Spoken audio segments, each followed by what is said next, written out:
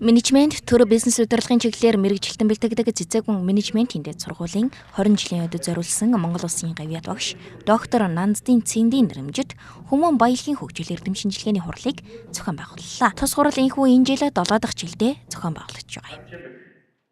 За энэ жилийн манай энд байгуулж байгаа бэлтгэлийн хуралдааны маань онцлог давуу тал нь гэвэл сургууль маань үүсгэн байгуулагдаад 20 жил болж байгаа. За энэ 20 жилийн хүрээнд бид нэр бас өөрсдийнхөө цаашдын 20 жилийн үйл ажиллагааг хөгжлийг тодорхойлох юм томоохон ажлуудыг бас эхлүүлээд байгаа.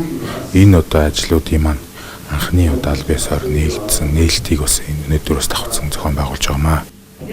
За өнөөдөр бол сургуулийн маань уламжлал болгоод зохион байгуулдаг хүний нөөцийн удирдлагын суур асуудлуудыг төлөхөг хүндсэн нийгэмд олон шин санаануудыг дэвшүүлж тавьж байгаа судалгаан дээр суурилсан арга зүйг ажлын арга туршлага руу оруулж ирэхээр компаниудын үйл ажиллагаагаа хөтлөх тэр менежментийн арга хэрэгсэл дотор оруулж ирэхээр олон шинэлэг сэдвүүдээр бэлтгэлийн уралдаан эрдэм шинжилгээний хурлаа хийж байгаа юм байна. За энэ ажиллагаан дээр манай MSDI компани хамтран оролцож одоо баяртай байна.